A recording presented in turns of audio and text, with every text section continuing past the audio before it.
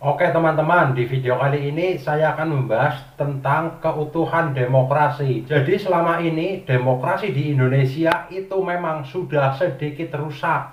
Kenapa demikian? Karena kita semua melihat ya, pemimpin-pemimpin di pusat itu mendukung para calon-calon pemimpin daerah secara terang-terangan. Contohnya kemarin ya, Prabowo itu kan terang-terangan mendukung pasangan Ahmad Lutfi dan Teddy Yasin di Pilgub Jawa Tengah. Itu salah satu contoh ya, contoh buruk untuk masyarakat, karena itu adalah mencacati atau mencidrai demokrasi ya. Hal-hal seperti itulah yang bikin demokrasi rusak.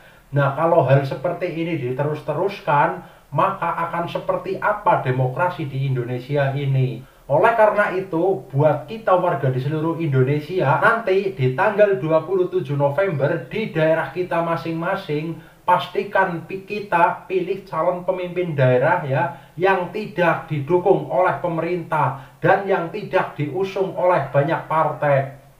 Pastikan kita memilih yang diusung oleh sedikit partai dan yang tidak didukung oleh pemerintah ya, karena ini bertujuan untuk keseimbangan, menyeimbangi pemerintah, kira-kira seperti itu. Jadi rusaknya demokrasi ini kan mulai saat pilpres kemarin ya, konstitusi dilanggar, terus cara mainnya di lapangan itu acak-acakan. Dari kelompok-kelompok pemerintahan itu ikut kampanye, menteri-menteri ikut kampanye. Jadi untuk kita warga Indonesia dimanapun kita berada, pastikan nanti di tanggal 27 November kita memilih calon pemimpin di daerah kita masing-masing. Pilihlah yang tidak didukung oleh pemerintah, pilihlah yang diusung oleh sedikit partai. Jika yang diusung oleh banyak partai, jangan dipilih. Ini demi untuk menyeimbangi pemerintahan.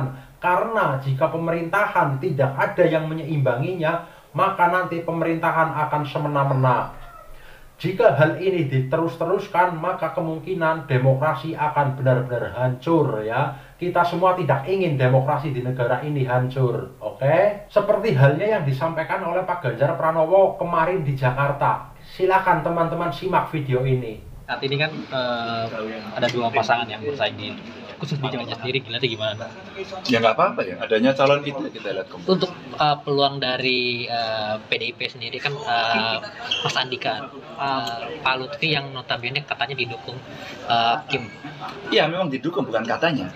Iya. Kan PDI Perjuangan sendiri, partai lain semua ada di sana ya. Yes. Jadi Pak Andika didukung oleh PDI Perjuangan sendiri, Pak Lutfi dan Gus Yassin didukung oleh semuanya, semua partai. Dan buat saya ini kontestasi biasa saja karena tahun 2013 persis sama waktu saya maju. Jadi buat saya ini proses politik yang biasa saja. Siapa yang mendukung buat kami juga biasa. Yang penting sah, yang penting tidak melanggar aturan gitu kan. Dan kalau ada terjadi pelanggaran, semua instrumen yang punya kewenangan bisa bertindak. Nah dengan cara itu maka forum demokrasinya atau ajang demokrasinya betul-betul menjadi demokratis. Yang penting buat saya itu kalau kita biasa, dan hari ini terbukti dari survei sekarang sama. Satu survei kalah dikit, satu survei menang dikit. Jadi saya anggap sama, masih di sampling error. Jadi dua kekuatannya akan bertanding, rasa-rasanya cukup berimbang sampai detik ini. Kalau saya sebagai pendukung Pak Andika dan Mas Hendy, kan 1,5 bulan yang lalu masih jauh tertinggal. Sekarang langsung bisa cus, terus bisa menyamai gitu ya. Itu yang menurut saya berita baik aja. Berarti masih yakin Jawa Tengah masih kandang banteng? Makin yakin karena kemarin kita konsolidasi dan kita jalan terus, setidaknya dari partai dan kemudian dari kawan-kawan utara. Mas, kemarin kan Pak Prabowo secara terbuka mendukung pasangan Pak Lutfi. Itu gimana tanggapan dari Mas sebagai Kemarin yang ditanggapi pertama justru ditanggapi Ketua KPU Jawa Tengah, karena dia secara berani mengatakan bahwa tidak boleh. Kalau mau melaksanakan sebaiknya ya resmi saja, cuti gitu. Dengan cuti boleh.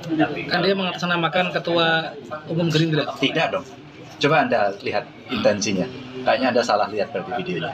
Enggak. Kalau itu Anda harus clearance dulu. Anda lihat videonya. Nggak ada satupun kata-kata itu ada. Maka kenapa saya mengomentari seperti ini? Agar kita mengingatkan itu tidak keliru. Bukan nggak boleh. Kalau saya nggak suka. Wong faktanya beliau juga ketua umum partai. Tapi kalau umpama atas nama partai gitu ya, saya maklum. Cuma tinggal membuat waktunya saja.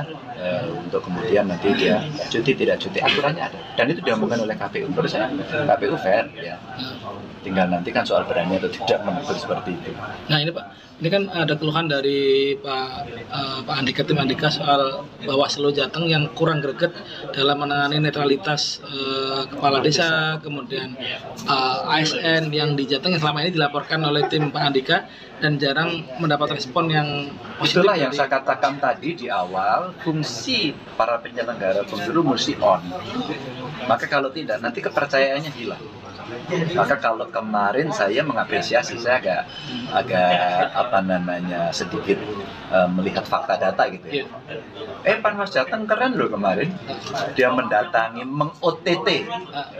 meng-OTT pertemuan KD, sayangnya nggak ada ngaku gitu kan, tapi kan bubar itu dari cerita menarik. Tapi saya senang karena Komisi 2 kemarin menindaklanjuti. Ya, Komisi 2 menindaklanjuti, kemudian seluruh Jawa Tengah PJ-nya, bupati, wali kota yang existingnya diundang, terus kemudian dikontrol, jadi fungsi pengawasannya berjalan. Menurut saya itu cara yang baik untuk mengingatkan. Kembali pada statement awal saya tadi bahwa agar proses demokratisasinya ini betul-betul berjalan dengan. Yang kedua, tidak ada intervensi dari lembaga yang tidak berwenang, begitu ya. Nah, jadi setelah teman-teman melihat video komentar Pak Ganjar seperti itu, kira-kira apa pendapat teman-teman? Kalau menurut saya Pak Ganjar memang orangnya bijak, dan beliau itu seandainya di Pilpres kemarin itu tidak dicurangi, saya yakin 100% beliau yang menang. Oke?